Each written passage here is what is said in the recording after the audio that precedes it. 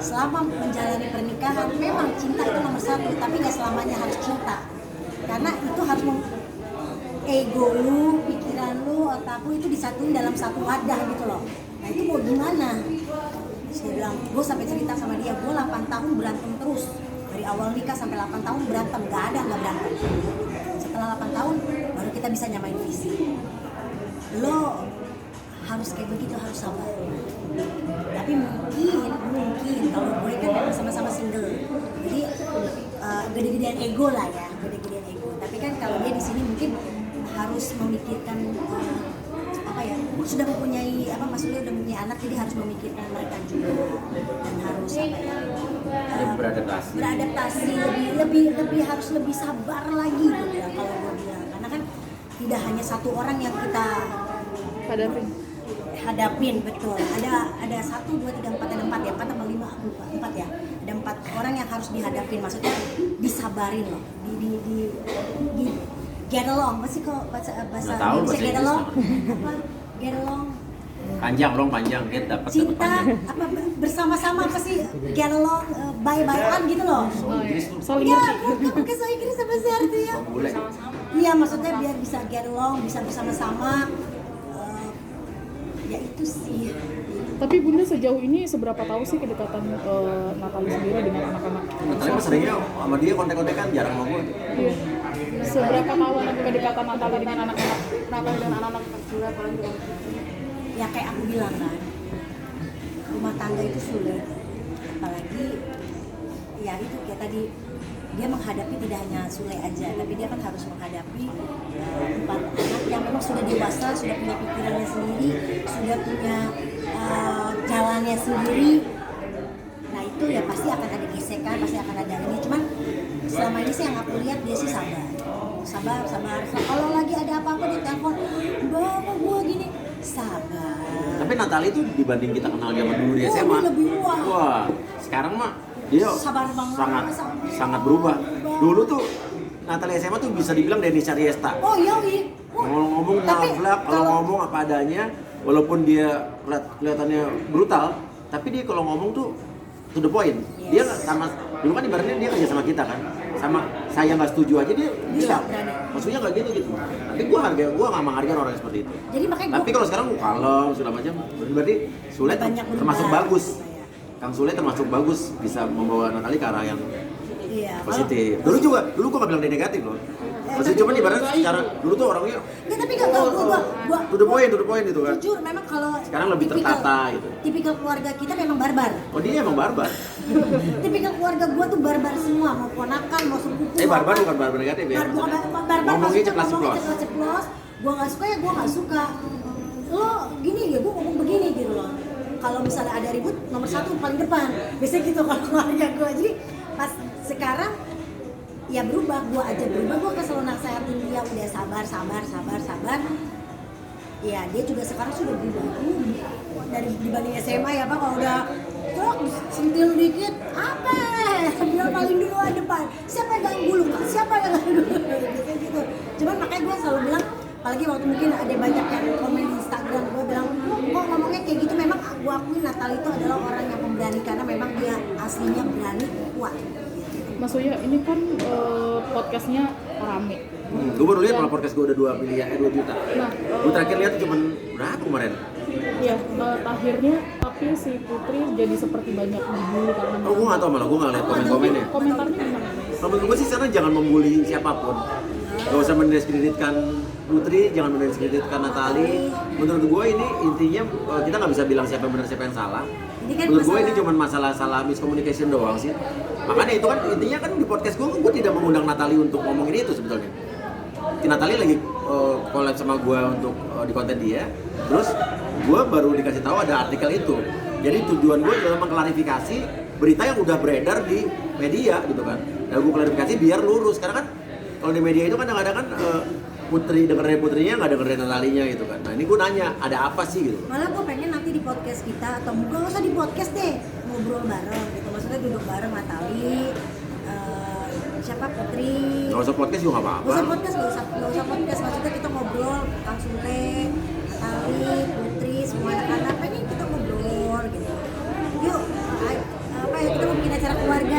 kita ngobrol bareng kayak gitu, kepengen banget sih.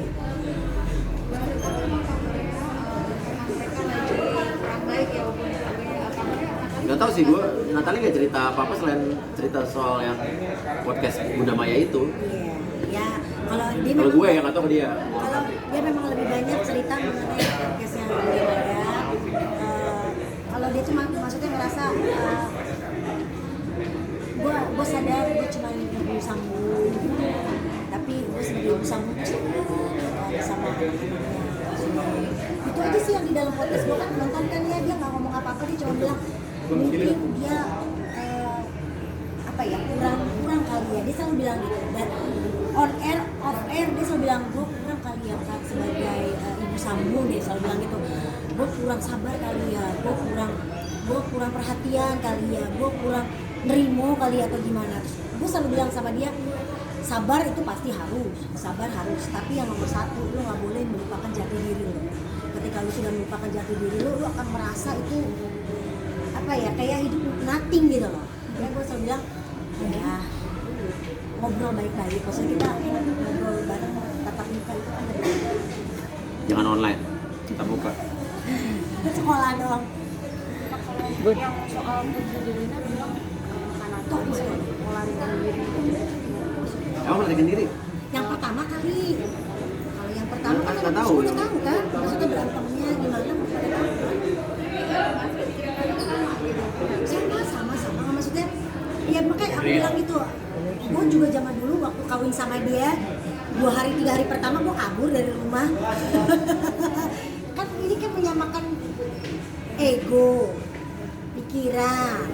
Ini gini loh, kita tuh ini kan udah, kita dari kecil dibentuk sama orang tua, udah dari pengalaman, dari masa lalu segala macam, ini kita udah dibentuk. Suami kita juga udah dibentuk seperti itu. Nah untuk menyamakannya itu, wah itu takes time. Nggak cuma, akan bilang sama Natali, gua sama Mas Surya aja butuh 8 tahun untuk bisa get along. Lo baru setahun ya, 2 tahun. Ya, Gue mau jalan gua aja. Tapi gue bisa maklumin karena kan kalau gue sama Mas Surya kan kita benar-benar sendiri ya gitu ya, single. Nah mungkin ini dia harus memikirkan ada orang-orang lain yang harus dia perhatikan gitu, dia pikirin kayak gitu, dia harus hadapi gitu. Nah kakak tanya nggak sih kamera Natali sekarang gimana? Tapi gue datang baik, dia ngedukung Cinta, ngedukung Nino. Pas tahu dia mau kita mau launching, Natali gue datang gitu sama Azam ya oke. Cinta. Mungkin banyak contoh di luar sana ya. Betul. Karena gini, gue selalu bilang, dia kan selalu bilang, ya gini, keluarga kita kan juga keluarga yang ya kita pasti pernah punya pengalaman ya, orang tua kita bercerai segala macam. Memang kita dari keluarga maksudnya ya ada beberapa yang kita bercerai lah ya. Jadi kita selalu bilang jangan sampai kita mengalami, anak-anak kita nanti mengalami hal itu. Natali juga pengen gitu, aku pengen banget nikah ini nih, gue enggak, maksudnya nggak seperti keluarga gue gitu loh, pengen bagus gitu. Cuman kan yang namanya apa ya, yang penting sih kalau gue selalu nasehatin dia untuk sabar, karena dia masih apa ya, masih pernikahan juga masih baru, menyamakan persepsinya, apalagi ada orang-orang lain, get along sama anak-anaknya Kang Sule segala macam, dia kan harus apa ya, menyiapkan diri sendiri. Tapi kalau basis dilihat kedekatan mereka itu seperti apa sih antara Natali dan anak-anaknya Kang Sule? Nah itu nanti mungkin ngomong sama Natali. Kalau lu nanya kayak gitu, berarti kan harus tanya ke Natali gimana dia sama anak-anaknya. Cuman kalau di mata gue, mereka baik-baik aja. Mereka baik ya, namanya kalau rumah tangga mah biasa. Kalau ini kok begini, sabar. Tapi kalau yang gue lihat sekarang sih baik. Maksudnya, oke lah. Nanti coba tanyakan sama ibunya sendiri. Bun. Bukan gue yang ngomong, nanti bisa enak kan ngomong nanya sama dia langsung. Tapi kalau yang gue lihat mereka baik. Bun, terkait Bang RN udah sampai mana, Bun? Wow. Oh ya. Tanyakan Mas Uya menganggap menganggap permasalahan ini hanya untuk tertawaan, betul Mas? Enggak, jadi gini, saya tuh kan orangnya santai ya. Saya tuh dari dulu malas ribut-ribut sama orang. nggak pernah ya. Jadi kalau akhirnya harus dibuat ribut sama orang, gitu kan, saya harus nanggepinnya dengan santai. Saya nggak mau balas dengan marah-marah, dengan teriak-teriak. Ya udah, bikin karya aja, bikin konten yang lucu-lucu, gitu kan. Jadi bukan lucu-lucu bukan buat menertawakan dia. Kita bikin yang lucu-lucu buat kita juga berusaha untuk merilis kesel apa, jadi dibuat santai itu. Dan Tapi kalau akhirnya ada orang yang menertawakan, ya itu kan persepsi orang masing-masing. Sempat sindir-sindiran juga di sosmed katanya Iya. masalah penampilan kurang oke gitu. Iya, Gimana tuh maksudnya? rambut Kalau saya yang sebenarnya menurut saya kalau abang itu menyindir masalah rambut saya segala macam, menurut saya sih itu bukan nyindir, saya anggapnya roasting, dia roasting saya gitu. Saya anggapnya dia Kiki kali roasting. ya, Kiki Saputri kali ya. Tapi kan ibaratnya kalau seseorang mau ngerosting itu pada tempatnya. Tapi saat abang itu merosting saya lagi bicara dalam konteks hukum saya dengan MZ, itu kan dia lagi dalam konteks hukum, dia membela kliennya kan. Iya. Itu nggak pantas menurut gua, nggak pas. Kalau mau roasting pas lain dong, jangan ngomong soal hukum ini gitu kan. Emang Dan kalau menurut lagi- gua etika pengacara adalah saat dia ditanya konteks hukum ya dia ngomong hukumnya dong. Jangan melebar kemana-mana. Jadi menurut gua blunder sih. Jangan lebar ke pribadi. Tapi kalau gue enaknya gue jadi artis. Kalau menurut gue artis ya. Kalau menurut kalian terserah bilang artis apa. Aku istri artis Iya. dong. Kalau lu ngikutin artis. Kalau gue bebas. Kalau gue mau roasting, kan kapasitas gue bukan nggak punya kode etik profesi. Gue bukan dokter, gue bukan pengacara, Yang gue harus bukan dijaga, polisi, ya kan. yes. Ya gue bebas ngerosting siapapun. Tapi intinya kalau misalnya gue ngerosting orang, kalau gue di roasting balik gue nggak boleh marah. Oke. Bener gak? Nah, ada dalam musik ada yang namanya diss track, lagu buat ngediss orang. Itu di luar negeri, lagu diss itu dipakai bukan hanya ngediss sama penyanyi rapper, ngediss presiden, ngediss pejabat, ngediss artis lain. Nah, gue mau buat lagu diss ini. Balasan gue ini mau gue sama Akan Yonglex, segera. featuring Yonglex. Nanti malam gue rekaman Yonglex, Dennis sama Dr. Richard. Nah, Mas, di postingan itu kan juga Bunda sama Cinta juga kompak nih ngebela Mas Uya. Dalam artian, iya nih penampilannya kayak Iya. sarkas gitu, tapi sebenarnya ngebela Mas Uya. Mungkin gimana? Iyalah, Cinta kan udah 18 tahun. Gue nggak ngelarang, gue sempat bilang Cin, gue usah ikutan Cin, nggak apa-apa. Oh iya, gue melarang keras anak-anak gue ikut-ikutan yang Tapi dia kemarin bilang- ikutan, dia bilang gue udah 18 Dewasa. tahun. Oh ya udah nggak apa-apa. Mama, dia Dia boleh menyuarakan suara dia Iya, sendiri. karena gue sadar anak gue juga udah pada gede-gede, udah 18 tahun, 18 tahun, dan dia punya pendapat. Ini my opinion. Tapi keren sih, Cinta tuh udah mewarisi darah gue, sarkasnya tuh tingkat dewa. Gua kalah lah sama dia mereka, nyindir gitu. orang tuh tingkat dewa gitu. Dia kan ibaratnya seolah-olah kan ngebales itu ngejelekin gue. Tapi sebetulnya itu gue tahu tuh bahasa sarkas hebat gitu. Ayam-ayaman, ayam-ayaman Nah, ini. kabarnya MZ udah keluar dari rumah sakit. Iya. MZ gue tahu dia udah keluar dari 2 minggu lebih yang lalu. Nah, mungkin tetap mau memperpanjang permasalahan ini. Masalah gue sampai ke polisi kan, Iya. jadi lanjutin aja. Masa gue udah video ke polisi bilang, Pak nggak jadi deh Pak, gitu kan? Kan nggak mungkin ada satu prosesnya udah mau di jalan.